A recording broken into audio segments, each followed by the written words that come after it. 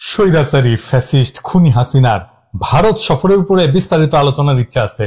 তার আগে সংক্ষেপে কয়েকটা বিষয় বলা প্রয়োজন। আজকের এপিসোডে সেটাই করার চেষ্টা করব।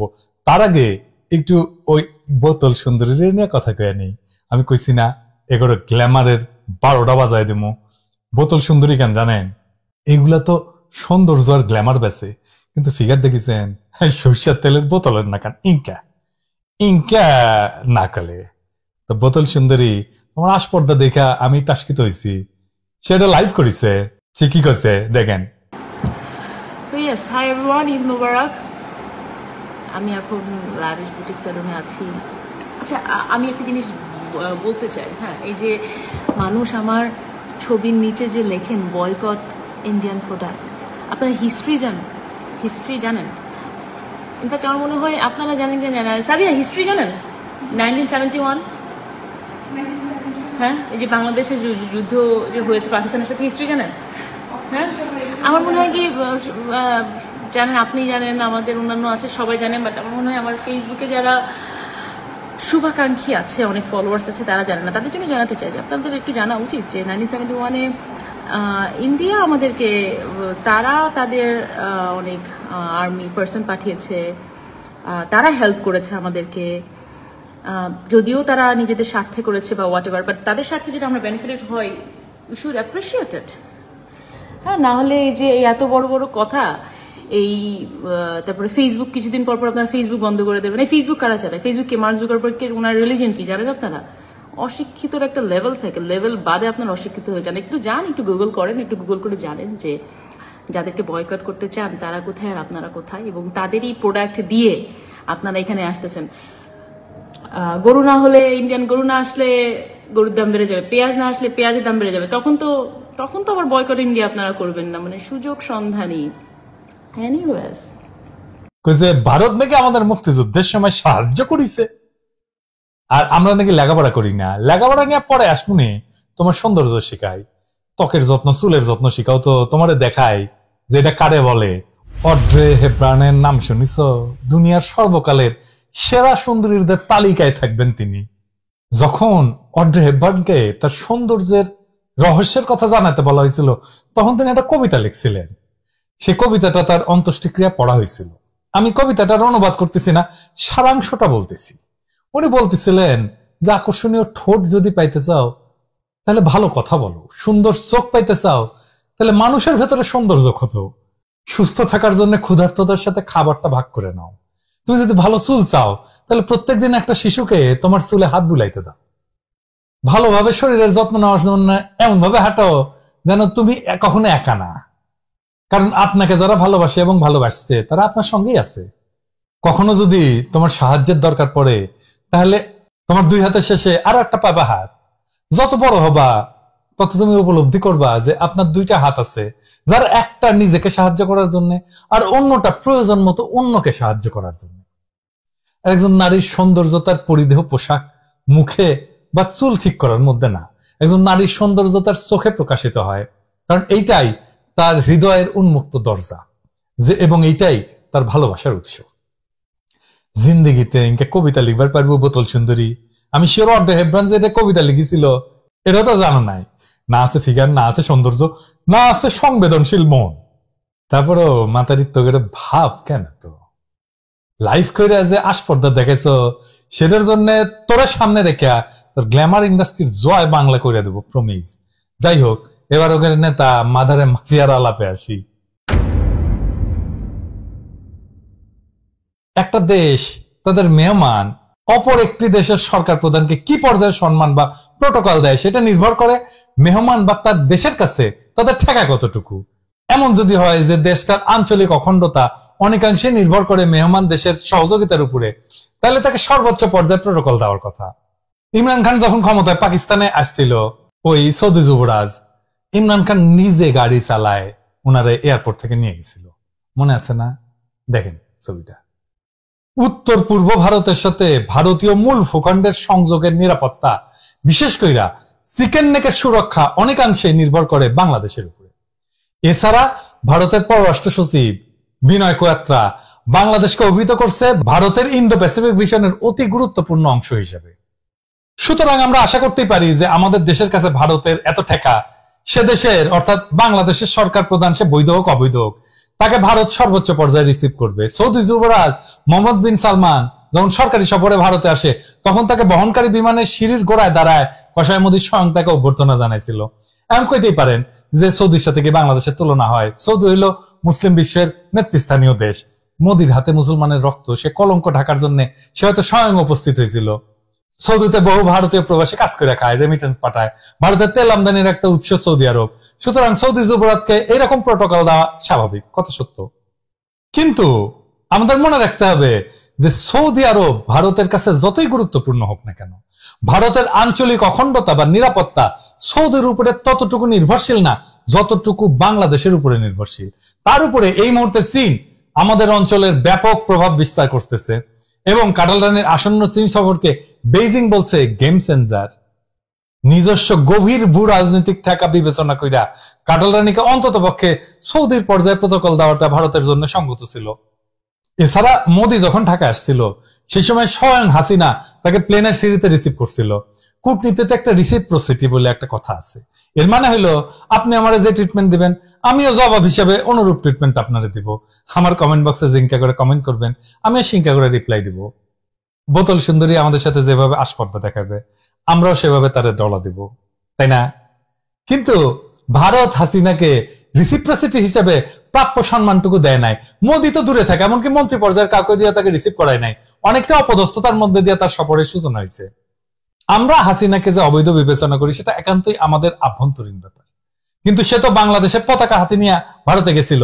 ভারত তার কেনাবান্দির সাথে ব্যক্তিগত পর্যায়ে যে আচরণ করুক না কেন, সরকারিভাবে বাংলাদেশের পতাকাধারীকে এই ধরনের অপমান কইরা ভারত আরো একবার দেখাই দিল যে আমাদের প্রতি তাদের অন্তর্নিহিত বিগ ব্রাদার সুলভ দৃষ্টিভঙ্গি।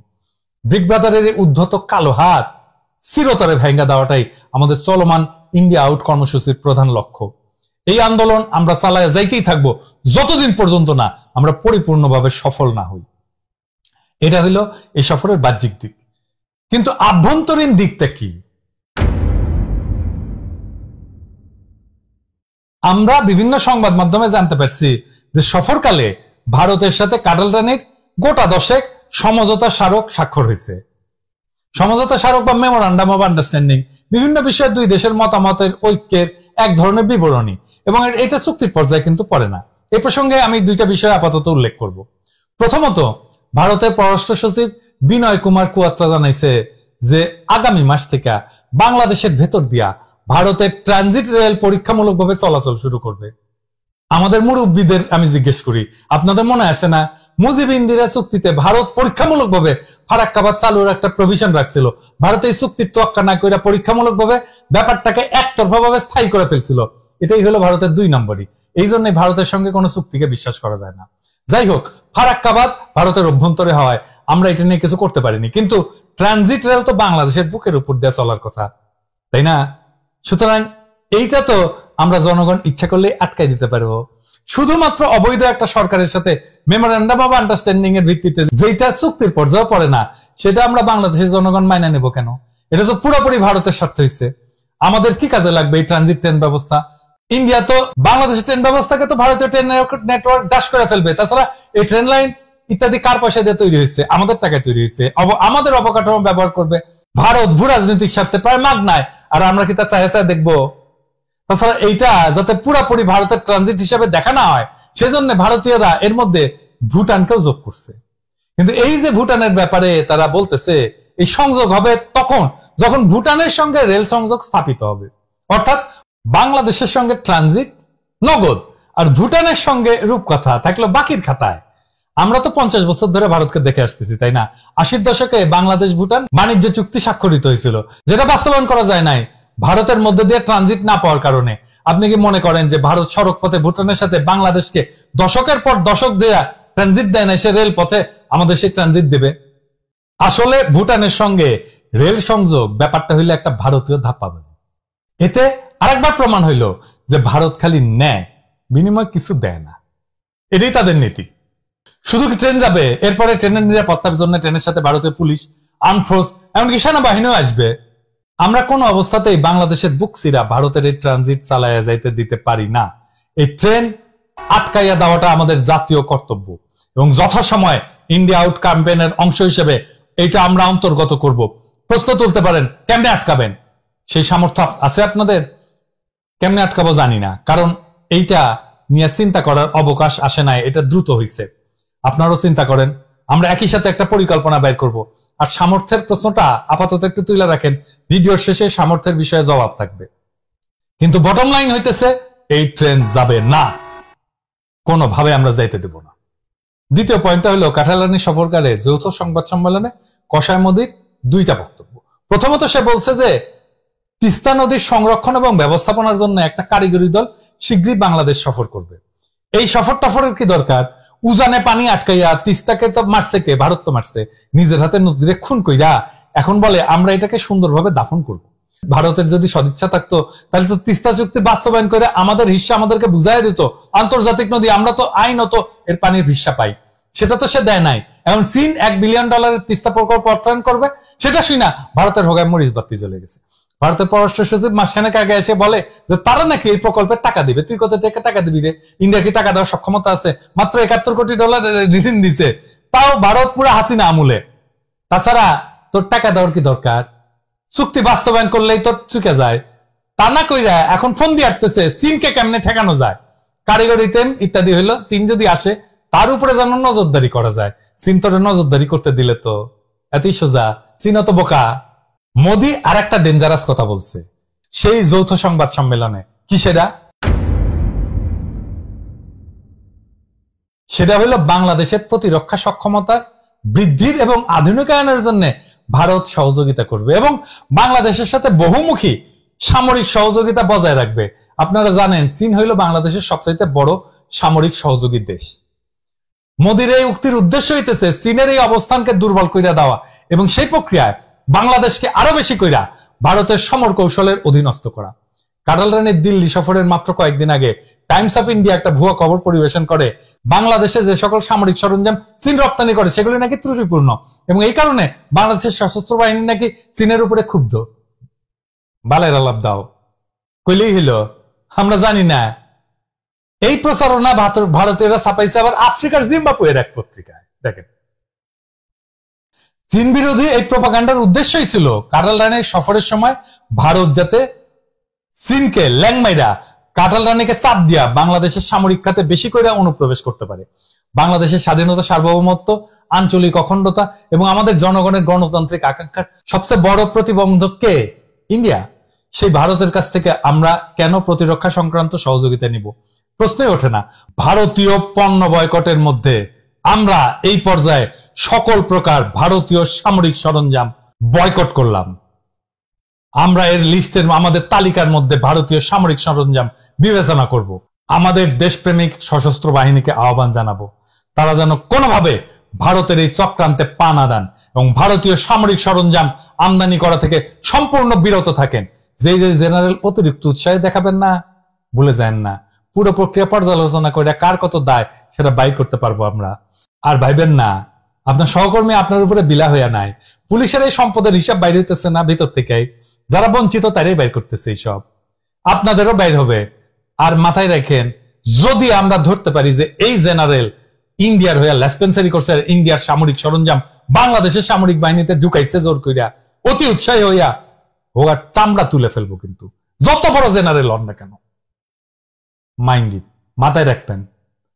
কসাই মোদি যে হাসিনাকে সামনে রেখে যৌথ সংবাদ সম্মেলনের কথাগুলো বললো, তার ভিত্তি কি? নাকি খুনি হাসিনা বাংলাদেশের জন্য অত্যন্ত স্পর্শকাতর বিষয়ে ভারতের সাথে গোপন চুক্তি করছে এই সফরে? আমাদের মনে আছে 71 সালে স্বাধীনতা যুদ্ধ চলাকালে প্রবাসী তাজউদ্দিন সরকার ভারতের সাথে একটা দাসত্ব চুক্তি স্বাক্ষর করছিল, যেটা বিষয়বস্তু সম্পর্কে সারা জাতি ছিল অন্ধকারে। এবারে কি দিল্লি গিয়া বাংলাদেশের কোন প্রধান স্বার্থ বন্ধক দিয়া এই ধরনের কোন চুক্তিতে আবদ্ধ হয়েছে কাঁঠালরানী? এটা হয়তো আমরা এখনই জানতে পারবো না, কিন্তু এই প্রশ্নটা অত্যন্ত জরুরি। আমরা এই প্রশ্নটা করে রাখলাম। সবশেষে যে কথাটা বলতে চাচ্ছি সেটা হইতেছে কার্লানের দিল্লি সফর শেষ হইতে না হইতেই বাংলাদেশে এসে হাজির হয়েছেন চীনের একজন মন্ত্রী মিস্টার লিউ জিয়ানসাও, যাকে চীনের ছায়া পররাষ্ট্রমন্ত্রী হিসেবে অভিহিত করা হয়। চীনের অত্যন্ত গুরুত্বপূর্ণ নেতা এবং চীনের পররাষ্ট্র মন্ত্রণালয়ের অত্যন্ত প্রভাবশালী নেতা। উনি হাসিনা আইসা সারলো না, তার মধ্যে উনি বাংলাদেশে চলে আসছেন কেন? এইরকম একটা মুহূর্তে চীনের সরকারের এই অতি উচ্চ পদস্থ কর্মকর্তার আগমন কাঁঠাল রানীর আসন্ন চীন সফরের যে গুরুত্ব সেটাই প্রকাশ করতেছে। কিছুদিন আগে ঢাকায় নিযুক্ত চীনের রাষ্ট্রদূত মিস্টার ইয়াও ওয়েন বলছিলেন যে কাঁঠাল রানীর এই বেজিং সফর হবে একটা গেম চেঞ্জার। এটা নিয়ে আমি একটা এপিসোডও করছি। চীন সাম্প্রতিককালে 3টা গুরুত্বপূর্ণ আন্তর্জাতিক ইনিশিয়েটিভ চালু করছে। এগুলো হলো global development initiative, global security initiative এবং গ্লোবাল সিভিলাইজেশনাল ইনিশিয়েটিভ।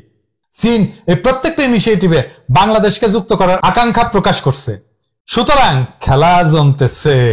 এইটা একেবারে নতুন খেলা, যেটা সম্পর্কে ভারতের কোনো আইডিয়া নাই। আছে ভারতের আইডিয়া? দেখি নাইমুল ইসলাম খান কি বলেন। No idea at all, no idea at all. হ্যাঁ, দেখেছেন, ওরই একই কথা। তাছাড়া এই খেলার প্রধান দুই খেলোয়াড় চীন বা আমেরিকার অর্থনৈতিক বা সামরিক সামর্থ্যের তুলনায় ভারতের ওকাত একেবারেই নাই। হ্যাঁ, তা কলকাতার দাদা কাছ থেকে শিখেছি ওকাত শব্দটা, যদিও আমার পাকাত শব্দটা বেশি পছন্দ। যাই হোক, তবে বাংলাদেশের জনগণকে সঙ্গে নিয়ে আমাদের স্বাধীনতা, সার্বভৌমত্ব, আঞ্চলিক অখণ্ডতা, গণতান্ত্রিক আকাঙ্ক্ষা এবং আর্থসামাজিক প্রগতির প্রতি অঙ্গীকার না জানাইয়া যদি কেউ কোনো খেলা বাংলাদেশের মাটিতে সাজাইতে চায় সেটা ব্যর্থ হইতে বাধ্য। ভারত যে খেলা বাংলাদেশকে নিয়ে খেলছে গত 50 বছর ধরে, তার করুণ পরিণতি থেকে অন্য সকল পক্ষকে শিক্ষা নিতে হবে। তা চীন হোক, আমেরিকা হোক, যে পরাশক্তি হোক না কেন। এইবার আমাদের সামর্থ্যের প্রসঙ্গে আসি। ওই যে বলছিলাম না আমরা ঠেকায় দিতে পারবো কিনা ভারতের রেল। গল্প বলি, চারিদিকে সরগোল পইরা গেছে, মানুষ দিক শূন্য হইয়া দৌড়াইতেছে। কেন? আকাশ নাকি ভেঙ্গা পড়বে, সবাই দৌড়াইতেছে নিজে বাঁচার লেগা। এক চড়ুই পাখি মাটিতে পিঠ দিয়া শুয়া 2 পা আকাশে তুইলা শুয়ে আছে এমন ভাবে যে আকাশ ভেঙ্গা পড়লে সে 2 পা দিয়ে ঠেকাবে। একদম পলাইতে পলাইতে চড়ুই পাখিরে জিগাইতেছে, তুমি কি তোমার এই সামান্য 2 পা দিয়া আকাশ ভেঙ্গা পড়লে ঠেকাইতে পারবা? চড়ুই পাখি বলে, আকাশ ভেঙ্গা পড়লে তুমি কি পলায় বাঁচতে পারবা? পারবা না তো। তুমি যদি পলায় বাঁচতেই না পারো তাহলে তোমার শক্তি কম না বেশি এই হিসাব না কইরা আসন্ন বিপদকে মোকাবেলা করার চেষ্টা করাই তো বীরের কাজ। বাংলাদেশের বুকের উপরে ভারতের দিনে দিনে আরো কঠোরভাবে চাইপা বসতেছে। এইটা যদি বিপদ বলে মনে করেন তাহলে আসেন প্রতিরোধে ঝাঁপায় পড়ি। তিতুমির বাঁশের কেন্দ্রা বানায় ব্রিটিশ সেনাদের বিরুদ্ধে দাঁড়াইছিল, সে জানতো জিততে পারবে না। কিন্তু আমরা যদি 18 কোটি মানুষকে জাগায় তুলতে পারি তাহলে আমরা এই বিপদকে মোকাবেলা করতে পারবো ইনশাল্লাহ। আমাদের ভাইয়েরা পথে নামছে, দেখেন আপনারাও নামেন। নামলেই বিজয়ের লক্ষ্যে আমরা আরেকটু আগায় যাব, আমরা আরো আত্মবিশ্বাসী হব, আমরা আরো শক্তিশালী হব। তারপরে কামিয়াব হব কিনা সেটা সৃষ্টিকর্তার দয়া। কিন্তু এখন প্রশ্নটা হইতেছে আপনার উপরে, আপনি কি নামবেন কিনা? এই বিপদটাকে আপনি বিপদ হিসেবে মনে করতেছেন কিনা? দেশকে বাঁচানোর চিন্তা আপনি করতেছেন কিনা? আপনি দেশকে বাঁচাইতে চান কিনা? বাংলাদেশ রাষ্ট্র থাকবে কি থাকবে না সেটা আপনার চিন্তা কিনা? যদি মনে করেন আপনি সক্রিয় না হইলে বাংলাদেশ রাষ্ট্র না টিকতে পারে তাহলে এখনই সক্রিয় হন, এখনই নামেন, এখনই সময় আমাদের ভাইদের সাথে নামেন। ভারতীয় পণ্য বয়কটের আন্দোলনের নামে এই আন্দোলনই আমাদের মুক্তির মন্দিরে পৌঁছায় দেবে ইনশাল্লাহ। আসেন আমরা নতুন একটা লড়াই শুরু করি, নইলে কলে দেশ একটু একটু কইরা আপনার হাতছাড়া হইয়া যাইতেছে।